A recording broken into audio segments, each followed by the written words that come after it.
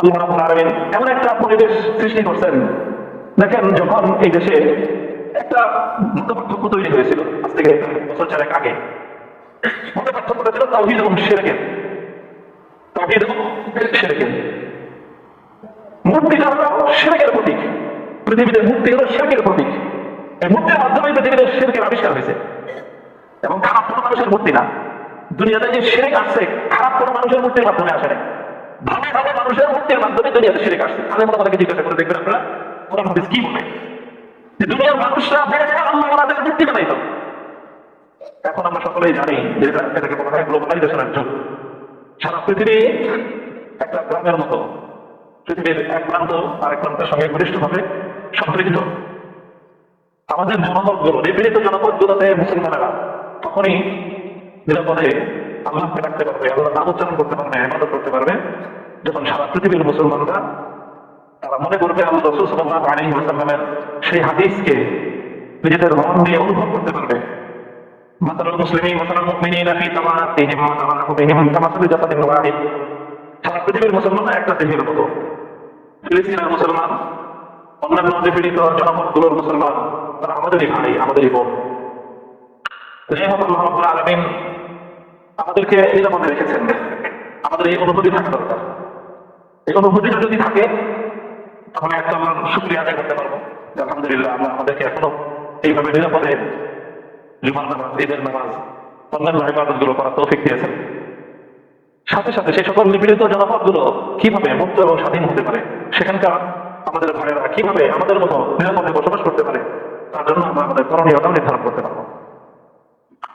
আমি আপনাদের শুকরিয়া আদায় করি এই জন্য যে এই বছিলায় আমাদের দীর্ঘ একটা আত্মার বন্ধনের এলাকা। আপনাদের মরহুম শাইখুল হাদিস আল্লামা আজিজ রহমাতুল্লাহ আলাইহি, ওনাকে বাংলাদেশের যে সকল অঞ্চলের মানুষ অনেক বেশি ভালোবাসতেন। তার মধ্যে এই বছিলা এলাকা, এখন তো বছিলাটা ঢাকা শহরের সাথে কানেক্টেড। আমরা যখন ৮০-এর দশকে মোহাম্মদপুরে হাজী শাইখুল হাদিস রহমাতুল্লাহ আলাইহির নেতৃত্বে দিনের কাজ, মাদ্রাসার কাজ শুরু করেছে, তখন বছিলাটা ছিল একটা বিচ্ছিন্ন জনপদ, একটা দ্বীপ অঞ্চলের মতো ছিল এটা। যারা ওই সময়কার দেখে মনে আছে, বর্ষাকালে তো একেবারে পুরোটাই দ্বীপ ছিল, একদম ফুল একটা দ্বীপ অঞ্চল, চতুর্দিকে পানি, কোনো স্থল ভাগের যোগাযোগ ছিল না। বছরের ৬ মাস ৭ মাস এরকমই থাকতো। এখান থেকে মূল জনপদের সাথে, ঢাকার সাথে বা রানীগঞ্জের সাথে যোগাযোগের একমাত্র উপায় ছিল নৌপথ, পানি পথে যেতে হতো। সেই সময় যখন ১৯৮৬ সালে জামিয়া মুহাম্মাদিয়া আরাবিয়া নামে শাইখুল হাদিস রহমাতুল্লাহ আলাইহি মোহাম্মদপুর অঞ্চলে মাদ্রাসার কাজ শুরু করলেন। এর আগে বৃহত্তর মোহাম্মদপুর অঞ্চলে কোনো মাদ্রাসা ছিল না, ছিল আলমাদিয়া মাদ্রাসা, একেবারে ছোট্ট পরিসরের হেফজখানা ছিল, ছোটদের অল্প একটু পড়াশোনা ছিল। এই হয়তো ৫০-৬০ জন ছাত্র মসজিদের সাথে একটা, এই জামিয়া মুহাম্মাদিয়ার মাধ্যমে মোহাম্মদপুর অঞ্চলে দিনী মাদ্রাসা বিস্তার শুরু হলো। শাইখুল হাদিস আল্লামা আজিজ রহমাতুল্লাহ আলাইহি সেই কাজ শুরু করলেন। সেই কাজে ওনাকে যারা সবচেয়ে বেশি অঞ্চলগতভাবে ওনার সহযোগিতা করেছেন, হাতকে শক্তিশালী করেছেন, সেই অঞ্চলগত হলো এই বছিলা গ্রাম। এরপরে যখন সাত মসজিদের পাশে জামিয়া আহমদিয়া নামে ১৯৮৮ সালে কাজ শুরু হলো, তখন তো বলতে গেলে এটা বছিলা আমাদের মাদ্রাসা। শাইখুল হাদিস রহমাতুল্লাহ এটা বলতে নাই ভাবি যে এটা বছিলা আমাদের মাদ্রাসা, এই দরকার বছিলা দাও, সিমেন্ট দরকার বছিলা দাও, আরো দরকার বছিলা দাও, যেরকম চাইছেন তার চেয়ে বেশি দিচ্ছেন আলহামদুলিল্লাহ। তো সেই থেকে আমাদের সাথে একটা আত্মার বন্ধন এই অঞ্চলে তৈরি হয়েছে। এরপরে কত উত্থান পতন হলো, ২০০১ সালে এক ঘটনা, তারপরে আবার ২০২১ সালের আরেক বিপর্যয়। এই প্রত্যেকটা বিপর্যয়ের সময় যখনই হক এবং বাতিলের লড়াইয়ের প্রশ্ন এসেছে, আলহামদুলিল্লাহ বছিলার অধিবাসীরা অকপটে নির্দ্বিধায় দ্বিধাহীন চিত্তে সাহসিকতার সাথে তারা হকের পথে থেকেছে। এই জন্য আমি আপনাদেরকে সাধুবাদ জানাই যে আপনারা এই আপনাদের দৃঢ়তা দিনের পক্ষে, ইসলামের পক্ষে এটাকে অটল এবং মজবুত রাখবেন ইনশাআল্লাহ। ২০০১ সালে যখন শাইখুল হাদিস আল্লামা আজিজ রহমাতুল্লাহ আলাইহি তিনি কারাবন্দী, মাহফুজুল হক সাহেব হুজুর মাদ্রাসার প্রিন্সিপাল, উনি ফেরানি, মানে শাইখুল হাদিস কারাগারে বন্দী, অন্যান্য বড়দের সহ মুফতি আমিন রহমাতুল্লাহ আলাইহি, মুফতি হাসান সাহেব সহ অন্যান্য আমাদের মুরব্বীরা প্রায় সবাই তখন কারাবন্দী। আমাদের মাদ্রাসার প্রিন্সিপাল মাহফুজুল হক সাহেব, উনিও দীর্ঘদিন ধরে ফেরারি থাকতে হয়েছে, আসতে পারেন নাই, বাসা বাড়িতে আমরা কেউ জানতাম না উনি কোথায় আছেন। ঢাকার সামনে মাদ্রাসা পরিচালনা করার মতো আমাদের কোনো অবকাশ ছিল না, এইগুলো ঢাকা শহরে কোথাও না। শেষ পর্যন্ত আমরা ঢাকার সমাজ ছেড়ে নজরে করে কেরানীগঞ্জে অস্কুলে গিয়ে মাদ্রাসার কিছু কাজ শুরু করলাম। ওখানেও ব্যাপক এক ঝামেলা শুরু হলো, উৎপাত শুরু হলো। তখনও শেখ হাদিস রহমতুল্লাহ আলাইহির বর্তমানে তার মাদ্রাসা তখন জামিয়া রহমানিয়া আরাবিয়া হাকিমিয়া নামে মাদ্রাসা পরিচালিত হয়। ওই মাদ্রাসার দুর্দিনেও গোটা অঞ্চলের দুষ্কৃতিকারীদের বিপক্ষে যারা সিনাটন করে দেখা গিয়েছিল তারা এই বসে বসে। ইতিহাস অনেক দীর্ঘ। আপনাদের উপর আপনাদের সাথে আমাদের যেরকম হৃদয়ের বন্ধন, আমাদের উপর আপনাদের এরকম হক এবং অধিকার আছে। আপনাদের এই অঞ্চলের আপনাদের সঙ্গে এই অত্যন্ত প্রিয় ভজন আস্থাভাজন ব্যক্তিত্ব ছিলেন মরহুম হযরত আব্দুল মালিক সাহেব রহমতুল্লাহ আলাইহি। আপনাদের রহমতুল্লাহ আলাইহির বিশিষ্ট ছাত্র ছিলেন আর খুব মহব্বতের মানুষ ছিলেন। আল্লাহ আমাকে জান্নাতুল ফেরদৌস নসিব করুন। আমি খুব দীর্ঘ কোনো বিষয়ভিত্তিক আলোচনা করবো না। আজকে এসেছি মূলত আপনাদের ভালোবাসায় আপনারা দেখেছেন, মনে করেছে যে না এটা আমাদের একটা ঘাঁটি, বলছিলাম এটা দিনের একটা ঘাঁটি। এই প্রসঙ্গে এই কথাটা বলবো যে আপনাদের এই ঐতিহ্যকে আপনারা ধরে রাখবেন, যে হক এবং বাতিল যেখানে সংঘাতে জড়াবে, ব্যক্তিগত সংঘাত নয়, যখন এই সংঘাতটা হবে আদর্শের সংঘাত, তখন সেখানে নিজেদের ব্যক্তিগত নিরাপত্তার কথা চিন্তা করা যাবে না। তখন সেখানে যে কোনো মূল্যে হকের পক্ষে থাকতে হবে, হককে সহায়তা দিতে হবে, নিজের স্বার্থের আলোকে ন্যায়ের ঝান্ডাকে সমুন্নত রাখতে হবে। ولولا دفع الله الناس بعضهم ببعض لفسدت الارض ولكن الله ذو فضل على العالمين। আল্লাহ কুরআনে পাকে স্পষ্ট বলেছেন যে সবসময় হক এবং বাতিলের একটা লড়াই থাকবে। আর আল্লাহর মেহেরবানি যে বাতিল পন্থীরা যত প্রতাপশালী হোক না কেন, আল্লাহ রাব্বুল আলামিন কখনোই বাতিলকে ফাঁকা মাঠে গণ দেওয়ার সুযোগ দিবেন না। হকের ঝান্ডাবাহী ক্ষুদ্র একটা দল হলেও বাতিলের মোকাবেলায় তারা সিনাকান করে দাঁড়াবে। لا تزال طائفة من أمتي منصورين على الحق لا يضرهم من خذلهم حتى يأتي أمر الله।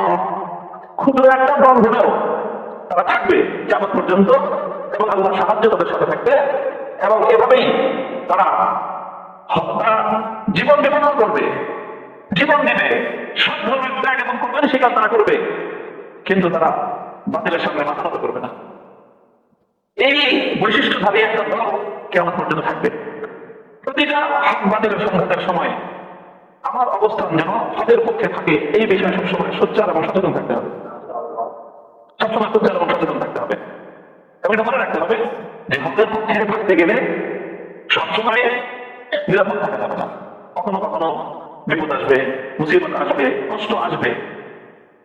আমরা আপনার কাছ থেকে এরকম করে কামনা করবো না যে আমরা আমাদেরকে কঠিন পথে রাখেন, এটা না। আমরা সবসময় আল্লাহর কাছে দোয়া করি, দোয়া করবো আল্লাহ যেন আমাদেরকে নিরাপদে রাখেন, আমাদের পরিবার পরিজনদেরকে নিরাপদে রাখেন। আমরা আফিয়াত চাই, আল্লাহর কাছে দোয়া করবো আল্লাহ যেন আমাদের জন্য সবকিছু সহজ করেন। দোয়া তো করবো, কামনা করবো, কিন্তু কখনো যদি বিপদের ঘটনা চলে আসে, কখনো যদি মুসিবত চলে আসে, তখন হক ছেড়ে পালাবো না, প্রয়োজনে মুসিবতকে আলিঙ্গন করে নিব, বিপদকে আলিঙ্গন করে নিব। বিপদ মুসিবত মানুষের জন্য আসে, মানুষের জীবনে বিভিন্ন কারণেই আসে। কতটা সৌভাগ্যবান ওই সকল লোকগুলো যাদের উপর বিপদ আসে আল্লাহ দিনের জন্য, দিনের কারণে। দুনিয়াতে খুব কম মানুষই থাকে যে সারাটা জীবন তার খুব একেবারে নিরাপদ, নির্বিঘ্ন, বিপদ আপদহীন সারা জীবন কেটে যাবে, এরকম মানুষ কিন্তু খুব কমই। কোনো কোনো বিপদ থাকেই। কখনো নিজের প্রিয়জন যারা দুর্ঘটনা করে গেল, নিজের সন্তান অ্যাক্সিডেন্ট করছে, নিজের বাবা অ্যাক্সিডেন্ট করছে, বড় ধরনের রোগ হয়ে গেছে, স্ট্রোক করছে, হঠাৎ করে স্ট্রোক করে প্যারালাইজ হয়ে গেল, ক্যান্সার ধরা পড়লো, ইয়াং মানুষ। এরকম বিপদের তো কোনো নাই, শেষ নাই। একটু বিপদ মানুষের জীবনে আসে। একটা হলো স্বাভাবিকভাবে স্বাভাবিক দুনিয়ার রীতি অনুযায়ী বিপদ আসে, আরেকটা হলো হকের উপর থাকার কারণে বিপদ আসে। বিপদ আসে তকদিরে, যার যেটা আছে তার তকদিরের লেখা বিপদ তার উপরে আসবে, কিন্তু সৌভাগ্যবান তারা যাদের উপর বিপদ আসে আমার দিনের উপর অবৈধ থাকার কারণে। আমাদের হারানোর কিছু নেই, আমাদের হারানোর কিছু নেই। আমার রাব্বুল আলামিনের পক্ষ থেকে যখন বিপদ আসে, আমরা একটা বিপদ আমাদের, আমি আমার ব্যক্তিগত, আমি দুর্বল মানুষ, দুর্বল জায়গা থেকে বিপদ আমার জন্য একটু বড় ছিল। আমার চেয়েও অনেক শক্তিশালী ইমানদার মানুষ আছে আলহামদুলিল্লাহ, আপনাদের এই গ্রামে আছে। আল্লাহ রাব্বুল আলামিন তাদেরকে ঈমানের উপর, সবরের উপর অন্যভাবে চলে রাখুন।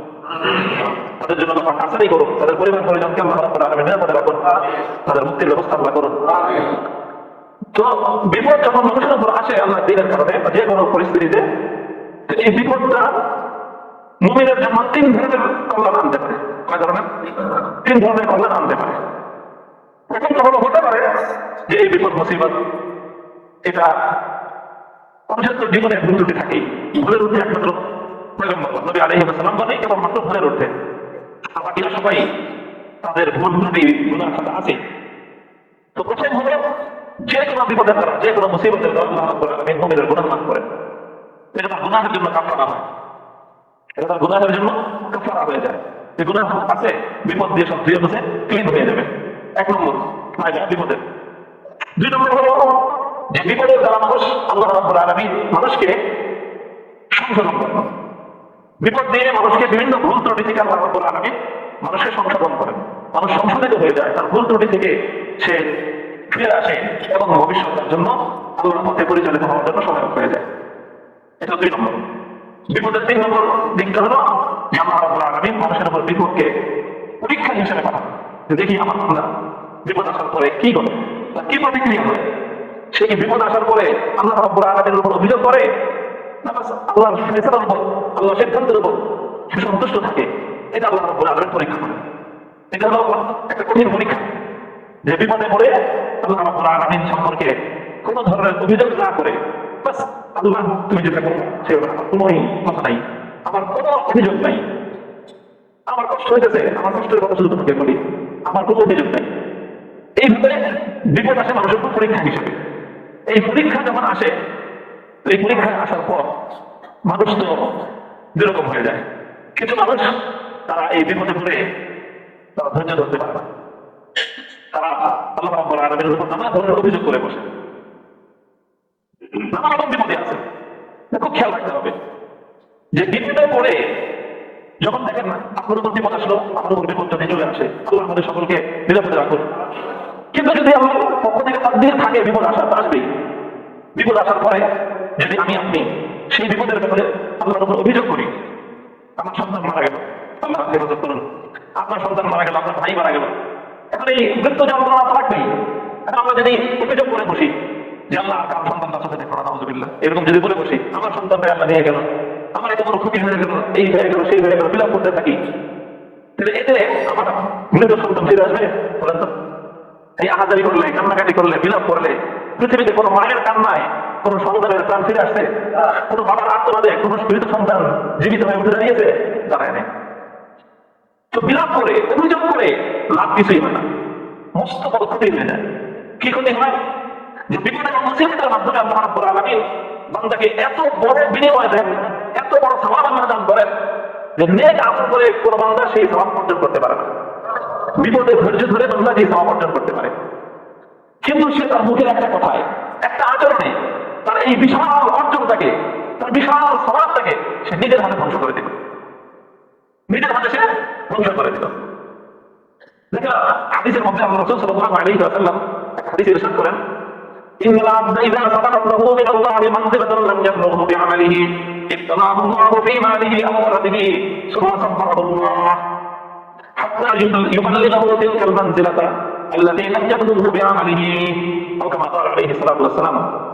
আল্লাহ যখন তার কোনো বান্দাকে বিশেষ কোনো মর্যাদা দিতে চান, মনে করেন আল্লাহ আপনাকে ভালো করে দেয়, একটা ধারণা করেন এই দৃষ্টান্ত হিসেবে মনে করেন একজন শিক্ষক, একজন টিচার একটা ছাত্রকে খুব ভালোবাসে, বিভিন্ন কারণে এই ছাত্রটাকে খুব ভালোবাসে।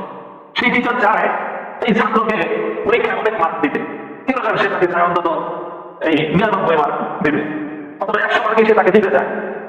এখন বলেন তো একজন নীতিবান শিক্ষক, একজন নীতিবান টিচার, সে একজন শিক্ষার্থীকে চাইলে কি 100 মার্ক দিতে পারে?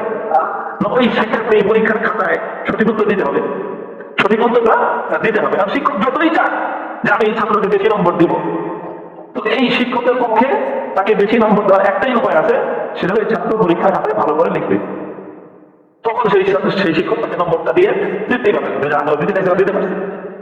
এখন আল্লাহ রাব্বুল আলামিন তার কোনো বান্দার জন্য সিদ্ধান্ত করলেন যে আমি আমার অমুক বান্দাটাকে একেবারে জান্নাতের ফার্স্ট ক্লাস ভিআইপি একটা সিট আমি ওরে দেব, ভিআইপি জায়গায় আমি ওকে রাখবো। এখন আল্লাহ তো ওই বান্দাকে ভালোবাসেন, তার জন্য আল্লাহ এটা চিন্তা করবেন। কি বলেন যে আল্লাহ যদি কোনো বান্দার ব্যাপারে চিন্তা করেন যেটাকে আমি জান্নাতুল ফেরদাউসের একটা উঁচু মর্যাদা দিব, আল্লাহ তার সেই বান্দাকে এরকম সিদ্ধান্ত আল্লাহ ভালোবাসেন নেই। আল্লাহ যাকে ভালোবাসেন তার ব্যাপারেই তো আল্লাহ এই চিন্তা করবেন। এখন আল্লাহ যে তার এই বান্দাকে ওই জায়গা দিবেন, আল্লাহ থেকে বান্দাকে ভালোবেসে সিদ্ধান্ত নিয়েছেন, কিন্তু বান্দা তো সে আমল করে না। বান্দা তো সে আমল করে না যে আমলে সে ওই পর্যায়ে যাবে। তার কাছে নাই টিচার যারা 100 মার্ক দিবে, ও যা পড়াশোনা করে তাতে 50 মার্ক পায়। এখন বলেন টিচার কি করবে? টিচার তখন টিচার কি চিন্তা করে যে ও তো যে পড়াশোনা করতেছে ওটা আমি 100 মার্ক দূরের কথা, আমি এটা 80 মার্ক দিতে পারবো। তখন টিচার অফিস আগে থেকে মেহনত শুরু করেন, ওই ধরে নিয়ে আসে, এই পাঁচটা পোলা পাঠানো যে দেখবি তো কই আছে ধরে নিয়ে আসে, ও যে খেলতেছে জঙ্গলি খেলে মাঠের মধ্যে, ওরা হতে ধরে নিয়ে আসে, ও চিন্তা করে এই আমি যাবো না করতে, পরে ফ্রেন্ডে নিয়ে আসতে স্যার, পরে 5 জনের ধরে নিয়ে আসে, ধরে আমার স্যার ধরে যাচ্ছে না, অঙ্ক শিখায়, বাংলা শিখায়, ইংলিশ শিখায়, উর্দু শিখায়, আরবি শিখায়, শিখায় পরে পরীক্ষার আগে প্রস্তুত করে, কারণ পরে তো আমি নম্বর বেশি দেবো, তুই যদি পড়াশোনা না করো তাহলে দেবো কেমন। এখন টিচার করে আদর করে সোহাগ করে এইভাবে যখন যে কাজ হয় না তখন ওরা ধরে দেয় না, দরজা টাকা দিয়ে একের করে পড়তে বসায়, নিজে পড়ায় ওরে, অতিরিক্ত সময় পড়ায়, সময় দেয়, শ্রম দেয়, সব দিয়ে ওকে পড়ায় পরীক্ষার আগে থেকে এমন উপযুক্ত করে। এখন পরীক্ষার হয়ে গেছে, এখন তো সব পারে, কমন সব প্রশ্ন সব উত্তর পারে, সেটা লেখা দিচ্ছে, এখন তো টিচার তাকে 100 মার্ক দিয়ে দেয়। ব্যাপারটা এরকম হয় অনেক সময়, দেখুন অনেক স্যার আছে, অনেক শিক্ষক আছেন, মাদ্রাসা অনেক উস্তাদ আছেন, যে কোনো কারণে কোনো একটা ছাত্রকে খুব ভালোবাসেন। আমি যদি আপনার এই মাদ্রাসা না, এখন এখানে আমার মাদ্রাসা যদি আমার একটা ছেলেকে দিই, এখানে হয়তো শিক্ষক যারা আছেন অনেক আমার ছাত্র, আমি যদি বলি যে আমার ছেলেটাকে একটু দেখে শুনে ভালো করে পড়াশোনা করাইবা, এখন আমার ছেলে যদি হয় দুষ্ট চঞ্চল, ওতে পড়তে চায় না, তখন উস্তাদরা কি করবে? যে কোনো ভাবে প্রথমে চোখে খাইবে, এটা করবে সেটা করবে, কারণ তুমি না বলবে তো তোমার আপনার কাছে আমার জবাব দিতে হবে, তুমি পরীক্ষা নম্বর না পেলে তোমার আপনার কাছে আমাকে বলতে হবে। কাজেই তাকে ভালোবেসে উস্তাদের সন্তান হিসেবে মহব্বত করে তাকে চেষ্টা করবে সর্বাত্মক। শেষ করে যদি কোনোভাবে কাজ না হয় তখন তো হুজুর কি করে আগুনের একটু টাকা করবেই, কারণ তুমি পড়ো না, তোমার তো পড়তেই হবে। তুমি যে মানুষের সন্তান, যে মানুষের নাতি, তোমার না করে কোনো উপায় নাই, তোমার আদর করছি চন্দ্রের খাওয়াইছি করো নাই, এখন তোমাকে তো দেশে বিদায় টাকা পড়াইতে হবে। কি বলেন? এই যে উস্তাদ যে ছাত্রকে শাসন করতেছে, এটাই হলো তার জন্য সর্বোচ্চ স্নেহ এবং মমতা, ভালোবাসা, এবং তাকে পরীক্ষায় যেন সে ভালো নম্বর পায় সেই উপযুক্ত পড়ায় তারপর তাকে সেই সর্বোচ্চ নম্বরটা দিবে। আল্লাহ রাসূল সাল্লাল্লাহু আলাইহি ওয়াসাল্লাম বলেছেন, বান্দা কোন বান্দার জন্য যখন আল্লাহ রাব্বুল আলামিন তাকে প্রচুর একটা মর্যাদা, বেশি মার্ক দেওয়ার সিদ্ধান্ত আল্লাহ নিয়ে নেন, কিন্তু বান্দা পড়াশোনা করে পরীক্ষায় লিখে নম্বর পাবে না, তখন আল্লাহ কি করেন? আল্লাহ রাব্বুল আলামিন তখন তার একটা বিপদ দিয়ে দেন, একটা বিপদ দেন, মুসিবত দেন, বিপদ মুসিবত দিয়ে আল্লাহ তাকে ধৈর্য ধারণ করার তৌফিক দান করেন। এরপর ধৈর্য ধারণ করলে আল্লাহ তাকে সওয়াব দান করেন। ধৈর্যের সওয়াব এত বেশি হয়ে যায় যে সারা জিন্দেগি আমল করে যে পরিমাণ সওয়াব সে উপার্জন করেছিল, বিপদে আল্লাহর উপর আস্থা রেখে বিশ্বাস রেখে ধৈর্য ধরলে তার চেয়ে বেশি নেকি কামাই করে সে আল্লাহ রাব্বুল আলামিনের পক্ষ থেকে নির্ধারিত জান্নাতের উচ্চ মর্যাদা সে হাসিল করে নেয়। তখন তার জন্য এই বিপদটা রহমত হয়ে যায়। এই বিপদটা এই জন্য হাদিসের মধ্যে আসছে, কিয়ামতের দিন যখন এই ধরনের বিপদে পড়ে দুনিয়াতে সফর করে যারা আল্লাহর কাছ থেকে অনেক বড় বড় মর্যাদা পাবে, আর কিছু মানুষ দুনিয়াতে কোনো বিপদেই পড়ে নেই, ভালোই জীবন কেটে গেছে তাদের, তারা যখন যে দেখবে যে আমাদের তো কোনো বোনাস মার্ক নাই, ওই বেটা বিপদে ধৈর্য ধারণ করে বোনাস এই পরিমাণ পাইছে যে আসল বেতন 10,000 আর বোনাস ছিল 10 লাখ। এখন বলেন না, আসল বেতন 10,000, বোনাস পাইছে 10 লাখ, কত তারতম্য! নেক আমল করে যা পাইছে, সফর করে বিপদে ধৈর্য ধারণ করে তার চেয়ে 10 গুণ, 100 গুণ, 1000 গুণ বেশি সে পেয়ে গেছে। আমার উপরে বিপদেও আসেনি, আমি ধৈর্য ধরতে পারি নাই, সুতরাং আমার জন্য বোনাসও নাই, আমার ওই বেসিক বেতন নিয়ে চলতে হবে। তখন ওই লোকগুলো আফসোস করবে যে হায় আমাদের উপর থেকে দুনিয়াতে কেন বিপদ আসলো না, যদি বিপদ আসতো তবে আমরা ধৈর্য গ্রহণ করে আজকে এই পরিমাণ অতিরিক্ত সওয়াব নিয়ে আমরা জান্নাতের মধ্যে উচ্চ মর্যাদা হাসিল করতে পারতাম। যেখানে আমার সবচেয়ে বেশি এক শ্রেণীর মানুষের উপর কষ্ট লাগতো, সবচেয়ে বেশি সূক্ষ্ম তাদের জন্য, যেখানে যারা আছে 2 শ্রেণীর মানুষ, একটা বড় পর্যায়ের মানুষ বা বড় একটা সংখ্যক মানুষ তো হলো যারা দ্বীনের কারণে, ইসলামের কারণে তারা নির্যাতনের শিকার হয়। তাদের জন্য দুঃখ হয় যে কষ্ট করতেছে, দুনিয়ার জীবনটা তাদের এত কষ্টে ভরা, কিন্তু তাদের জন্য চূড়ান্ত দুঃখ হয় না। মনে করি সান্ত্বনার একটা বিষয় আছে কি, যে আজকে দুনিয়াতে তারা কষ্ট করতেছে, কিন্তু ইনশাআল্লাহ তারা আখিরাতে আল্লাহ রাব্বুল আলামিনের কাছে এর চেয়ে অনেক বড় বিনিময় তারা পেয়ে যাবে, এটা সান্ত্বনা। আফসোস ওই মানুষগুলোর জন্য হয় হয়েছে, সবসময় আমি অনুভব করতাম আশেপাশে দেখতাম এমন কিছু মানুষ আছে যে যারা আমাদের চেয়ে অনেক বেশি ভোগ করতেছে, নির্যাতন ভোগ করতেছে, অথচ তারা আল্লাহর কাছ থেকে এই কষ্ট ভোগ করার কোনো বিনিময় আশাই করে না। তারা কেউ আল্লাহকে ভুলে বসে আছে, আল্লাহ দিন থেকে দূরে সরে আছে, কেউ প্রতিদিন অভিযোগ করতেছে আল্লাহর বিরুদ্ধে যে আল্লাহ তো খালি তাহলে করলো আপনারা কি করলো নাউযুবিল্লাহি মিন যালিক। এই অভিযোগ করে করে বছরের পর বছর জেল খাটতেছে, কষ্ট করতেছে, আর এই কষ্টের বিনিময়ে আল্লাহ রাব্বুল আলামিনের কাছ থেকে তাদের জন্য যে প্রাপ্তি ছিল, যে সওয়াব ছিল, সেই সওয়াবটা নিজ হাতে তারা ধ্বংস করে দিচ্ছে। এই কথাগুলো আমি বললাম আপনাদের কাছে, এলোমেলো কিছু কথা।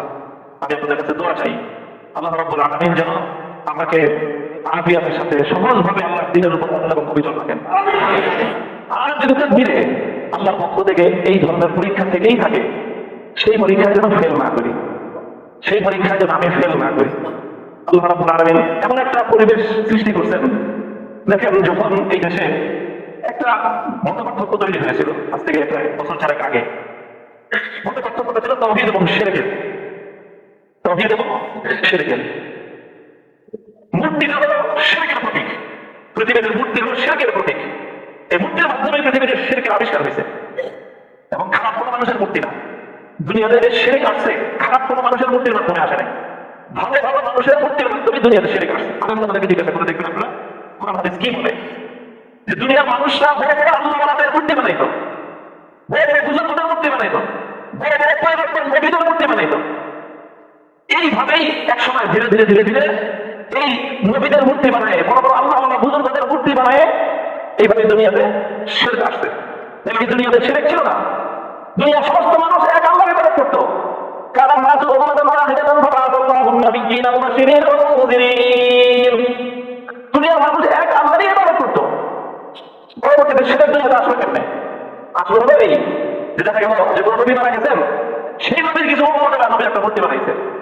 কোন আল্লাহর নবী মারা গেছেন, সেই নবীর মুরিদরা সেই নবীর মূর্তি বানাইছে। এরপরে তারা চলে গেছে, তারা চলে যাওয়ার পর তাদের ছেলেরা তাদের নাতি-পুতিরা সেই নবীর মূর্তির পূজা শুরু করছে। সেই নবী আমার কাজ বন্ধ, তার মূর্তি বানানো হয়েছে না, পরবর্তী প্রজন্ম তার মূর্তির পূজা শুরু করছে। এইভাবেই পৃথিবীতে মূর্তি পূজা শুরু হয়েছে, এবং এটাই হলো পৃথিবীতে শিরকের সবচেয়ে বড় প্রতীক। যখন কবি মূর্তির পক্ষ অবলম্বন মানেই হলো শিরকের পক্ষ অবলম্বন, মূর্তির বিরোধিতা মানেই হলো তাওহীদের ঠান্ডা সম্বন্ধ করা। এটা মূর্তির দাবি হোক, হযরত ইব্রাহিম আলাইহিস সালামের মূর্তি হোক, এমনকি আল্লাহর নবী মুহাম্মদ রাসূলুল্লাহ সাল্লাল্লাহু আলাইহি ওয়াসাল্লামের মূর্তি হোক। আল্লাহর নবী নিজের নিজ হাতে মাত্র বিজয়ের দিন ইব্রাহিম আলাইহিস সালামের মূর্তি বানাচ্ছেন বাইতুল্লাহ চত্বরে। আর রাগে ক্ষোভে নিজের কওম সম্প্রদায় কুরাইশের প্রতি অভিশাপ দিয়ে রাহমাতুল্লাহ আল্লাহ এই পরিচয়কে ধ্বংস করুন। যে ইব্রাহিম আলাইহিস সালাম সারা জীবন সংগ্রাম করেছেন মূর্তি উৎখাত করার জন্য, এই মূর্তি উৎখাত করতে গিয়ে তিনি নমরুদের অগ্নিকুণ্ডে নিক্ষিপ্ত হয়েছেন। শুধু অগ্নিকুণ্ডে নিক্ষিপ্ত না, নমরুদ ইব্রাহিম আলাইহিস সালামের উপর এতই ক্ষিপ্ত ছিল যে শুধু আগুনে জ্বালায় তার কলিজা ঠান্ডা হয় নাই। এই জন্য সে সমস্ত জাতির সামনে ইব্রাহিম আলাইহিস সালামকে আগুনে ফেলানোর আগে ওনাকে বিবস্ত্র করছেন, শরীরের সমস্ত কাপড় ধরে ফেলছেন। নাউযুবিল্লাহি মিন যালিক। এটা ছিল ইব্রাহিম আলাইহিস সালামের উপর সবচেয়ে বড় অন্যায়, সবচেয়ে বড় অত্যাচার ছিল এটা। আগুনে ফেলাইতে এটা ইব্রাহিম আলাইহিস সালামকে আগুনে ফেলানো হয়েছে, এটা মূল বড় অত্যাচার ছিল না। ইব্রাহিম আলাইহিস সালামের গোটা জিন্দেগিতে সবচেয়ে বড় অন্যায় এবং অবিচারটা যেটা করা হয়েছে সেটা হলো গোটা জাতির সামনে নাকি কি করা হয়েছে, বিবস্ত্র করা হয়েছে। এই জন্য আল্লাহ রাব্বুল আলামিন ইব্রাহিম আলাইহিস সালামকে সবচেয়ে বড় যে পুরস্কারটা দিবেন, আমাদের দিন সমস্ত মানুষ যখন বিবস্ত্র থাকবে, সমস্ত নবীরা যখন বিবস্ত্র থাকবে, এমনকি এক ব্যাখ্যা অনুযায়ী আমাদের নবীরা যখন কাপড় পরবেন না, সাইয়্যিদুল আম্বিয়া সাইয়্যিদুল কাওনাইন মুহাম্মদুর রাসূলুল্লাহ সাল্লাল্লাহু আলাইহি ওয়াসাল্লামের শরীরেও কাপড় থাকবে না। এই সময় সর্বপ্রথম আল্লাহ রাব্বুল আলামিন ইব্রাহিম আলাইহিস সালামকে কাপড় পরিধান করায় গোটা বিশ্ববাসীর সামনে দেখাবেন যে দেখো আজকে তোমরা সবচেয়ে বস্ত্র এক আমার খলিল ইব্রাহিম যে আমার জন্য কাহিদের জন্য বিবস্ত্র হয়েছিল, আমি তাকে আজকে কাপড় পরিধান করায় সমস্ত বিবস্ত্রদের সামনে তাকে আমি সম্মানিত করলাম। সেই ইব্রাহিম আলাইহিস সালামের মূর্তি বানাইছে এই মক্কার কুরাইশরা। আল্লাহ রাসূল সাল্লাল্লাহু আলাইহি ওয়াসাল্লাম তাদের উপরে এত ক্ষুব্ধ হয়েছেন যে আল্লাহ যদি ধ্বংস করো, যে ইব্রাহিম আলাইহিস সালাম সারা জীবন মূর্তি ধ্বংস করার জন্য জীবনকে বিপন্ন করলেন, সংগ্রাম করলেন, আর তারই মূর্তি বানাইছেন। এই যে তাওহীদ এবং শিরকের যে সংজ্ঞা, এখন দেখেন যখন এই সংজ্ঞা সামনে চলে আসে, আমার বাবা সাইদুল হাদিস রাহমাতুল্লাহি আলাইহি চুপ থাকতে পারেন নাই।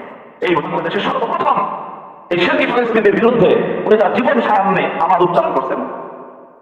যখনই অগ্নি পূজারীদের মধ্যে করে আগুন জ্বালানোর সংস্কৃতি শুরু হয়েছে সেই আগুনের বিরুদ্ধে, এবং যখন মূর্তি বানানো শুরু হয়েছে সেই মূর্তির বিরুদ্ধে তিনি কথা বলেছেন। এবং সেই কথা বলতে বলতে তাকেও একেবারে অসতিপর বয়সে বার্ধক্যের চূড়ান্ত পর্যায়ে গিয়েও তাকে জুলুম এবং নির্যাতন সহ্য করতে হয়েছে। আমাদেরও সেই পথ। দোয়া চাই আল্লাহর কাছে সবসময় দোয়া করি আল্লাহ যেন আফিয়াতের সাথে সুস্থতার সাথে নিরাপদে আল্লাহ তার দিন উপর রাখেন। তবে যদি তকদিরে ভিন্ন কিছু থাকে, বিপদ থাকে, মুসিবত থাকে, বিপদ থেকে মুসিবত থেকে দিনের দায়িত্ব পালন করার ক্ষেত্রে অবহেলা করার সুযোগ নেই। আমি ইনশাআল্লাহ সেই অবহেলা করবো না। আমি আপনাদের কাছে দোয়া চাই, আপনারা দোয়া করবেন। আর আপনাদের কাছ থেকে আশ্বাসের বাণী শুনতে চাই যে আপনারা যার যার জায়গা থেকে যদি মনে করেন যে আমি বা ওলামায়ে কেরাম যারাই হজের আওয়াজ উচ্চারণ করবে, হজের কথা বলবে, মনে করবেন না যেটা শুধুমাত্র সে একা বলতেছে, এটা তার কথা না। আমি যখন কোরআনের কথা বলি তখন সেটা আমার কথা না, সেটা আপনার কথা।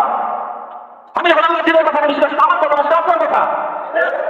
সেই কথা বলতে গিয়ে আমি যদি কোনো বিপদের সম্মুখীন হই, আমি যদি কোনো মুসিবতের সম্মুখীন হই, তখন যদি আপনি মনে করেন যে মুসিবত মাহমুদ ভালো একার মুসিবত, আপনি পরীক্ষা ফেল করবেন। আপনাকে তখন মনে করতে হবে যে কোরআনের কথা বলে সে বিপদে পড়েছে, সেই বিপদ শুধু তার নয়, সেই বিপদ আমার। এইভাবে যদি এই দেশের জনগণের মানুষগুলো মুসলমানেরা সকলে এইভাবেই যদি আমরা সোচ্চার থাকতে পারি, তাহলে ইনশাআল্লাহ আল্লাহ দিনের ঠান্ডা সমুন্নতই থাকবে, দিনের গৌরবের মর্যাদা নিয়ে বুলন্দ থাকবে। আল্লাহ আমাদেরকে কবুল করেন। আমাদের এই হাজার বছরের ইসলামের জনপদ, মুসলমানদের এই জনপদ, শাহজালাল, শাহ মাকদুমের এই জনপদ, খানজাহান আলীর এই জনপদ, শামসুদ্দৌলা ফরিদপুরি, বীর জিয়াউল আহমেদ হুজুর রহমতুল্লাহ আলাইহির এই জনপদ, শাইখুল হাদিস আল্লামা আজিজুল হক মুফতি আমিন রহমতুল্লাহ আলাইহির এই জনপদ, আল্লামা আহমদ শফিক, আল্লামা জুনায়েদ বাবু নদভী রহমতুল্লাহ আলাইহির এই জনপদ, এই জনপদে ইনশাআল্লাহ আমরা থাকবো এবং আমরা আল্লাহর দ্বীনের ঝান্ডা উঁচু করেই থাকবো ইনশাআল্লাহ। আল্লাহ রাব্বুল আলামিন আমাদের সকলকে তৌফিক দান করেন, কবুল করুন।